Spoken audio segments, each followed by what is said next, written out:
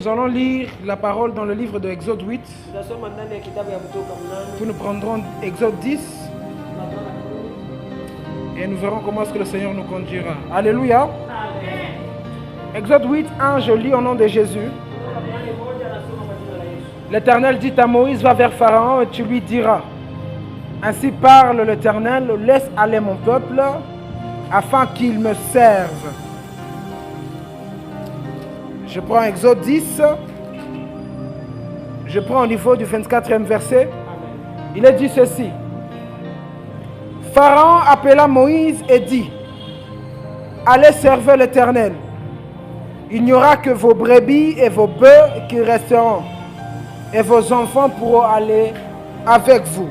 Alléluia. Amen. Et je vais finir avec un dernier texte. Je crois que c'est dans Exode 15, si je ne m'abuse. Exode 14 alors. Je prends au niveau des 13. Alléluia. Amen. Moïse répondit au peuple, ne craignez rien, restez en place et regardez la délivrance que l'Éternel va vous accorder en ce jour, car les Égyptiens que vous voyez aujourd'hui, vous ne les verrez plus jamais. L'Éternel combattra pour vous et vous gardez le silence. Le 9e verset dit ceci. Les Égyptiens les poursuivirent. Comment est-ce que vous pouvez interpréter? Exode 14, 9. Exode 14, 9. Oui.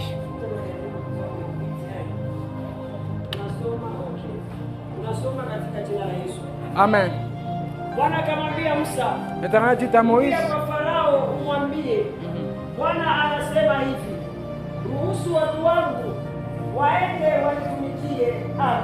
Non, c'est fini. Nous allons prendre maintenant 14, 9. 14, 9, tunasoma katika jina la Yesu. Amen. Wamisri wakamwambia nyuma yao, farasi na magari yote ya Farao. Reprenez encore au début. Reprenez encore au début. Commencez encore. Tunasoma katika jina la Yesu. Amen. Wamisri wakakimbia nyuma yao. Les Égyptiens les poursuivirent. Farasi na ngamia yao. Et tous les chevaux, les chars de Pharaon, Yote ya Farao na wapandaji farasi yake. ses cavaliers Na jeshi lake. et son armée Wakawapata kwa kambi. les atteignirent campés Karibu na bahari. près de la mer. Kando ya Pi-Hahiroth. Pi-Hahiroth, Mbele ya Bali. vis-à-vis des Baal-Tsephon, c'est la parole de Dieu. Est-ce qu'on peut acclamer? Amen. Acclamons la parole.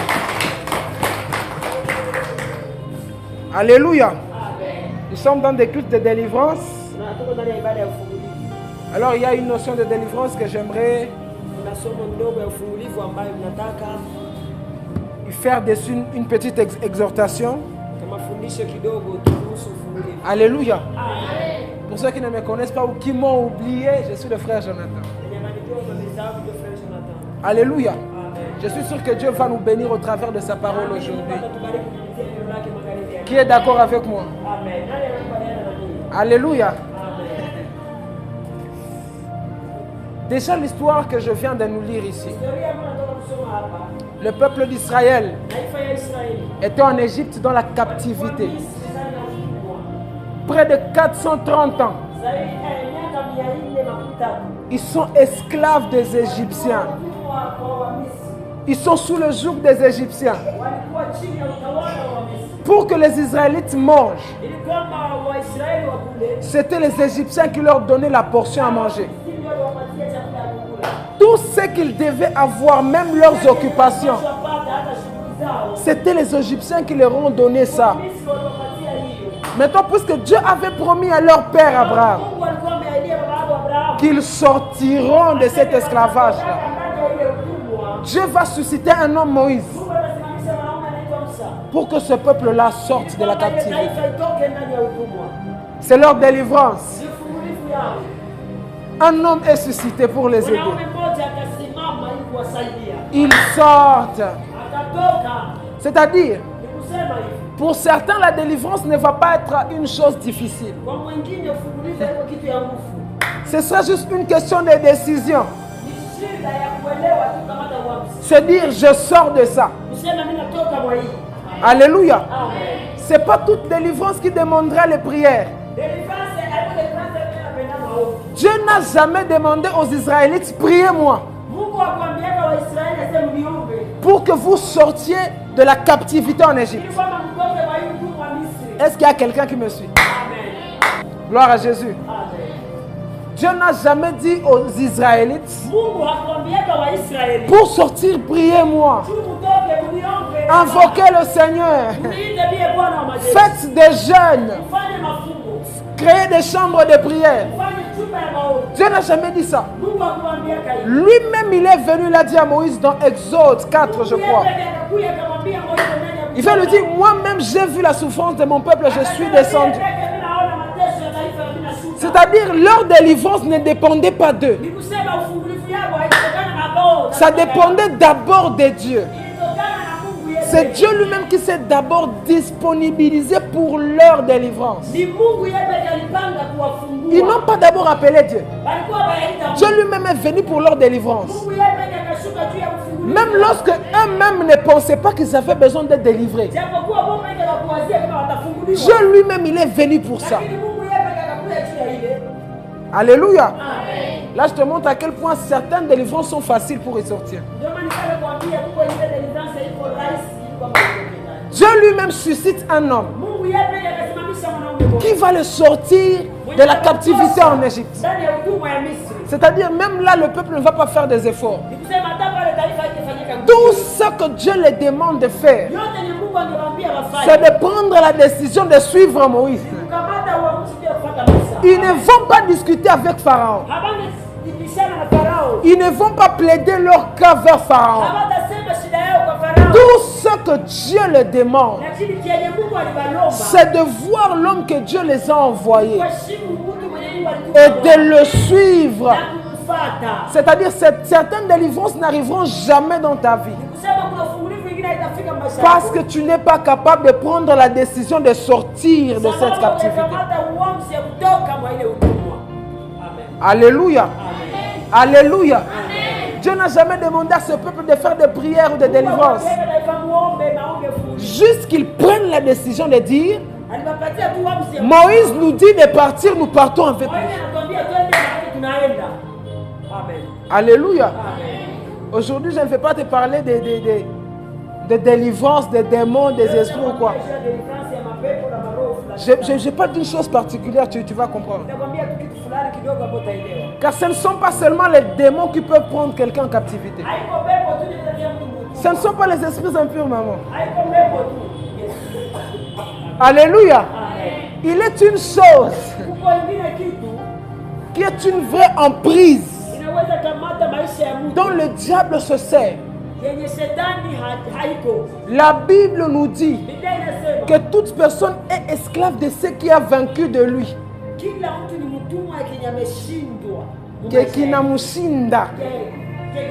Une chose qui est plus forte que toi qui t'a vaincu. Tu es esclave de ça. Si tu n'as pas compris la chose dont je te parle ici, ce sont les péchés. Dis à ton voisin les péchés.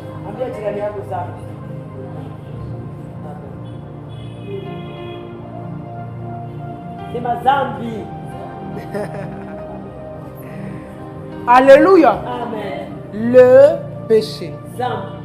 Au sujet du péché, on ne va pas prier pour toi. C'est une décision que tu prends. Tu te dis, je ne fais plus ça. Toi-même, tu te dis, d'aujourd'hui, je prends la décision de sortir de ces pratiques pécheresses. Dieu envoie Moïse. Moïse vient, il parle pour le peuple. Tout comme Jésus est venu, il nous a délivrés de l'emprise du péché. C'était le Moïse que Dieu a envoyé pour toi et moi. Il nous a sortis de l'Égypte et nous sommes partis. Nous sommes partis dans le chemin du désert, on a marché avec lui. Mais le problème, regarde, c'est que lorsque le peuple d'Israël va sortir de l'Égypte, dans le désert, ils arrivent devant la mer Rouge. Et la Bible me dit que derrière eux, l'armée des Égyptiens les poursuivait. Ils sont sortis de l'Égypte depuis longtemps. Dieu a frappé Pharaon de tous les 10 plaies. Pharaon les a libérés. Le peuple a dit, je sors, le peuple part. Mais lorsqu'ils arrivent dans le désert, ils sont sortis de l'Égypte. Mais les Égyptiens continuent à les poursuivre. C'est-à-dire qu'il y a de ces captivités-là dans lesquelles nous prenons la décision de sortir. Mais jusque-là, les choses ne sont pas finies. Parce que si toi, tu es sorti de la chose-là, la question est de savoir si la chose-là est sortie de toi.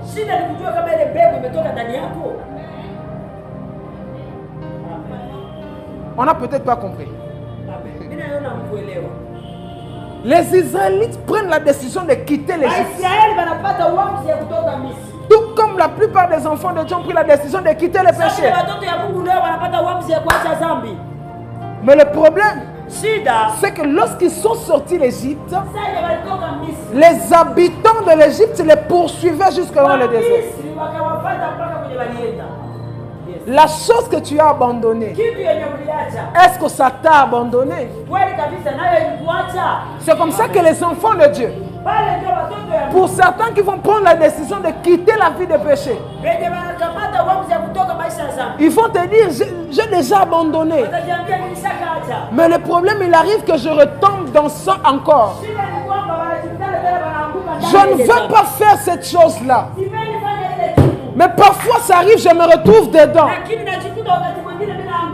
La question c'est que les Égyptiens que tu as quittés, les Égyptiens ne t'ont pas quitté toi. Tout comme il y aura des délivrances que Dieu opérera sur toi. Dieu va te tirer de cette terre-là. Les liens familiaux, il va couper. Mais le problème, est-ce que tu n'es pas poursuivi par le reste? Alléluia. Parce que des fois, Dieu opère des vraies opérations. Dieu, il opère des vraies opérations. Il nous délivre complètement. Mais le problème, les Égyptiens derrière qui poursuivent. Et le problème avec ça, c'est que nous allons penser qu'on est toujours dans la captivité. Alors que nous sommes sortis depuis longtemps. Juste parce qu'il y a une armée que le diable envoie derrière toi. Alléluia. Quelle est cette chose que tu as décidé d'abandonner, mais que tu continues de faire jusqu'à présent? Est-ce que je parle à un chrétien, une chrétienne ici? Alléluia. Quelles sont ces pratiques, les enfants, que vous avez décidé d'abandonner, mais jusqu'à présent vous continuez à le faire? Vous essayez de combattre ça, mais vous n'arrivez pas à le faire. Tu essaies d'arrêter, mais tu n'arrives pas à le faire. Ce n'est pas que toi tu aimes ça, tu sais que tu n'aimes pas le faire. Et après que tu l'as fait, tu commences à te condamner toi-même. Parce que toi tu es sorti de ça depuis longtemps. Mais le problème c'est que ces pratiques ne t'ont pas laissé. Alléluia. Alléluia. Voici que certaines personnes vont être délivrées des hôtels de leur famille. Mais un problème, les pratiques de ces hôtels-là, ça ne va pas les abandonner. Gloire au Seigneur. Gloire au Seigneur. Les hôtels de chez toi, on a prié, on a renversé ça. Mais le problème, le temps où tu étais sous l'influence de cet hôtel, ça veut emmener le mensonge chronique en toi. Il coulait. Donc bien qu'on a renversé l'hôtel, Le mensonge là est resté. C'est quelque chose que tu as reçu de ça. On a détruit l'endroit de la captivité. Mais les choses de la captivité, là, tu as encore ça. Il y a certaines personnes, les hôtels de leur famille, les ont donné un esprit d'incompréhension. Parce que l'hôtel voulait limiter ta vie. Donc pour ça, ça t'a donné l'incompréhension pour briser toute relation avec toute personne. Maintenant, l'hôtel, tu as brisé depuis longtemps. Mais l'incompréhension est restée. C'est toujours en toi. Tant que tu l'as, les effets de l'hôtel vont continuer. Même si on a déjà brisé l'hôtel. Parce que les incompréhensions vont toujours briser les relations que tu auras. D'autres personnes, c'est la dépression et la tristesse. Uzuni. Voilà, on peut dire ça. Voilà. On a brisé les hôtels. Mais les pratiques de cet hôtel-là sont restées. Tant que tu as ces restes, tu vivras toujours comme une personne qui est sous l'influence de ces hôtels-là. Tu vivras comme quelqu'un qui n'est pas délivré. Parce que les pratiques-là ne partent pas. Au-delà du fait que Dieu peut te délivrer d'une chose ou d'une autre, sache savoir si le reste-là ne te poursuit pas encore. Si tu es quitté d'une captivité, sache savoir si la captivité-là ne te cherche pas encore. Le peuple d'Israël peut sortir et être déjà dans le désert. Mais cela ne veut encore rien dire. Parce que jusque-là, les Égyptiens peuvent encore le retrouver. Il y a certaines personnes qui vont prier contre les liens de la famille. Puis après, commencer maintenant à vivre dans la distraction. Parce qu'ils savent qu'on a déjà tout brisé. Ce qui est arrivé à papa ne va plus m'arriver. Ce qui est arrivé à maman ne va pas m'arriver. Mes oncles et mes tantes sont morts comme ça. Moi j'ai prié, j'ai déjà détruit, donc tout va bien. Puis tu te mets dans la distraction parce que tu penses que tout est fini. Les Égyptiens peuvent encore te rattraper. Alléluia. Alléluia. La distraction là, tu dois quitter dedans. Il y a des gens qui ne prieront plus. Parce qu'ils savent, j'ai donné un sacrifice à l'église. Pour le cas là de la maladie que j'avais. Dis à ton voisin, ce n'est pas suffisant. Dis-lui très bien, fais plus de conviction. Ce n'est pas suffisant.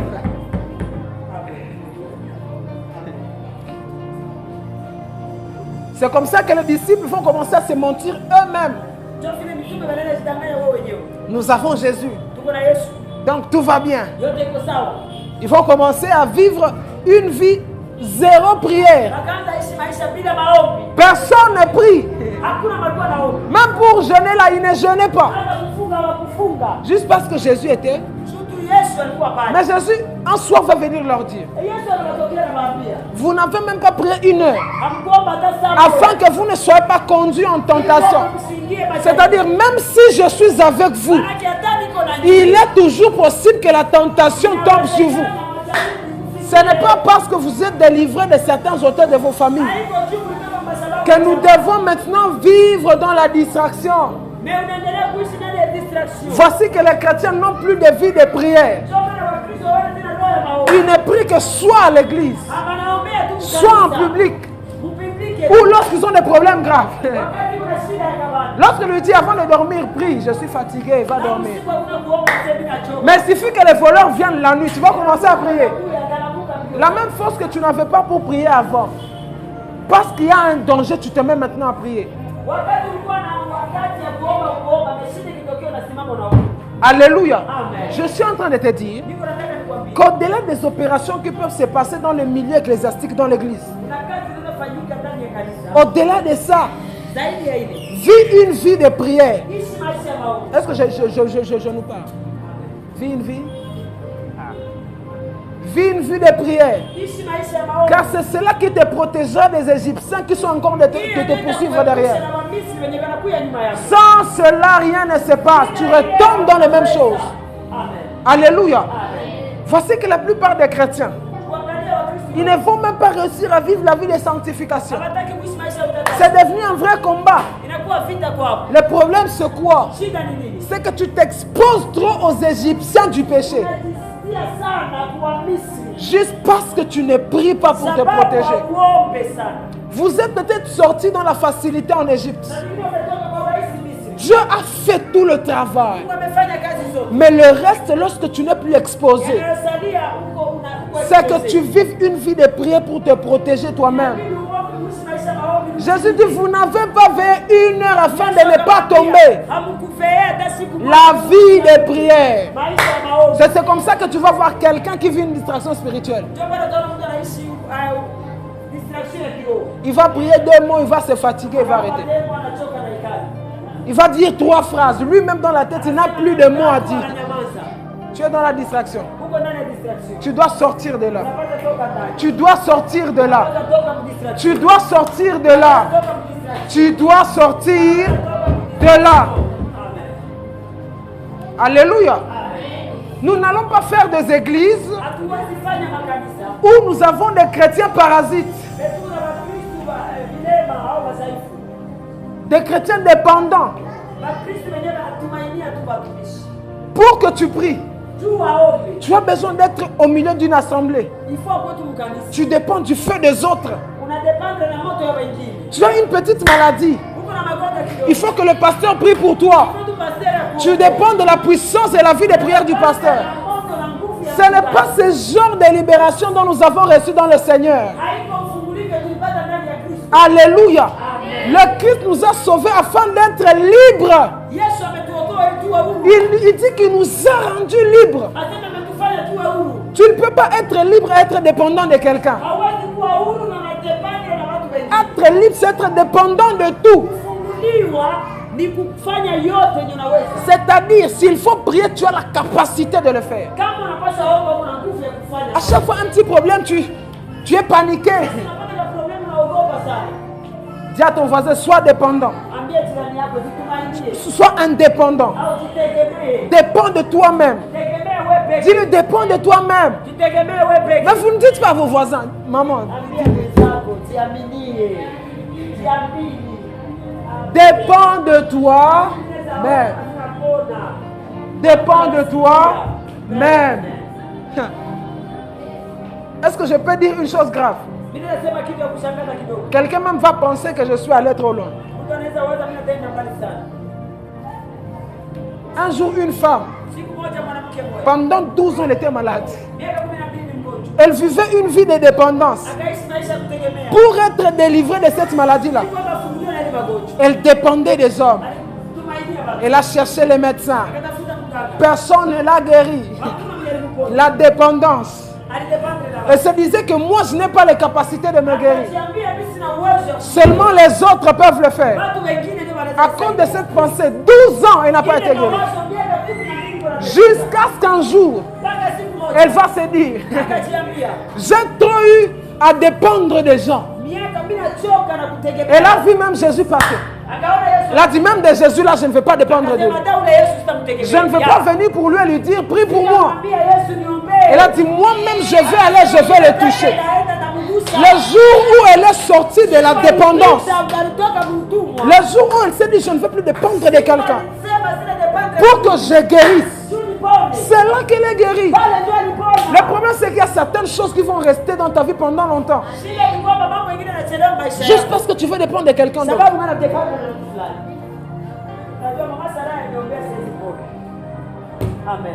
Juste parce que tu veux dépendre de quelqu'un d'autre.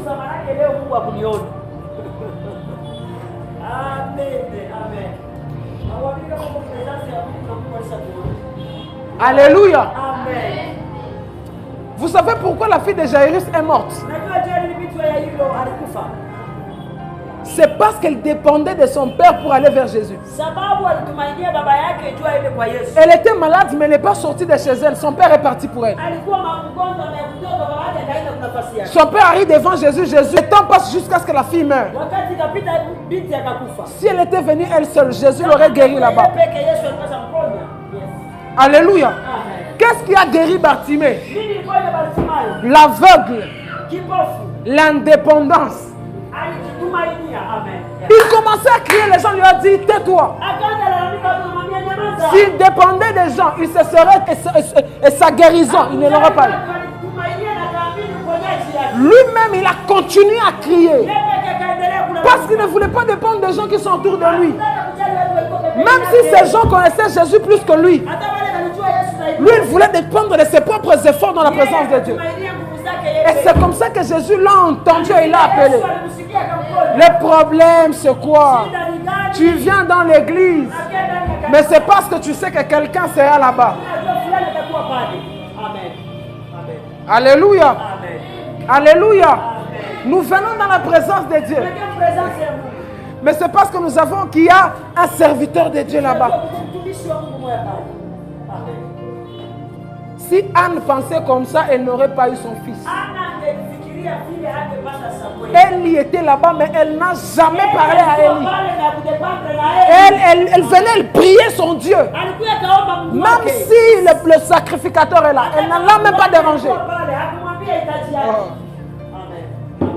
À cause de ça, l'homme de Dieu l'a remarqué.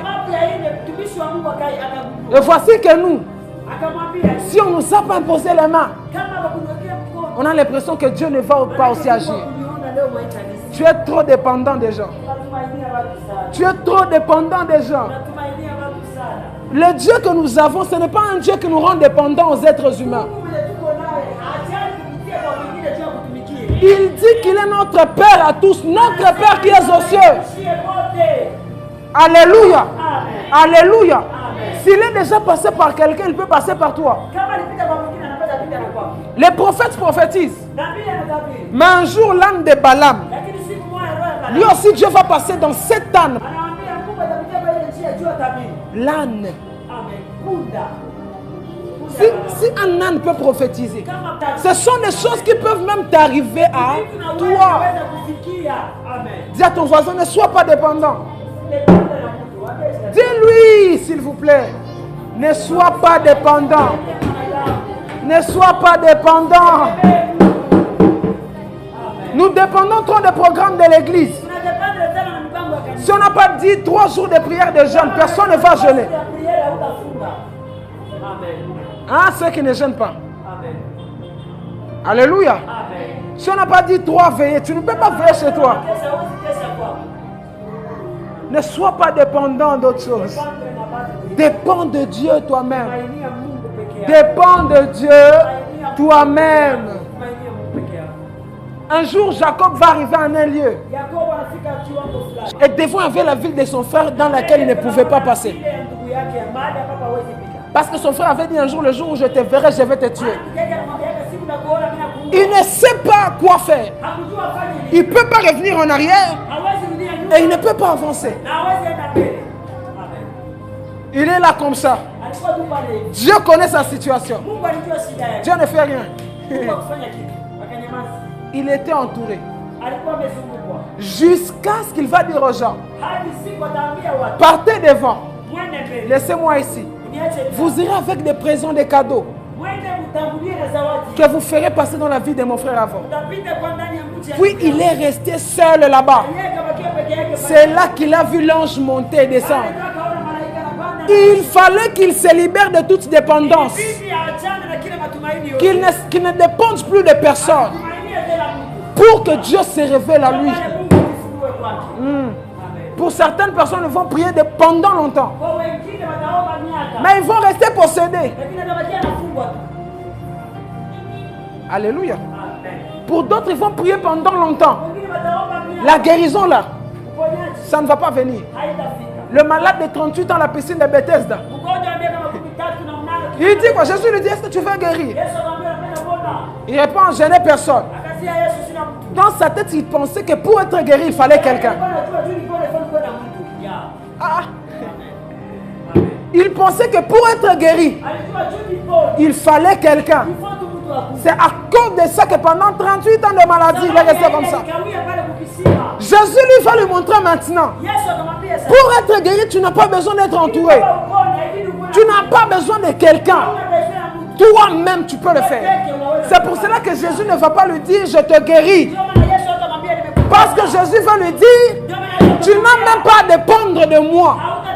Jésus lui dit, prends ton lit. Ce n'est pas Jésus qui va prendre le lit à sa place. C'est lui-même qui va prendre. Il dit, lève-toi. Jésus ne va pas le lever. Lui-même, il va se lever. Elle lui dit, et marche. Ce n'est pas Jésus qui va le faire marcher. C'est lui-même. Apprends à être indépendant. Apprends à être indépendant. Apprends à être indépendant. Apprends à être indépendant. Il y a des choses que tu n'auras jamais juste parce que tu ne t'es pas dit que tu fallait que tu fasses toi-même. Est-ce que je le dis? Est-ce que je le dis?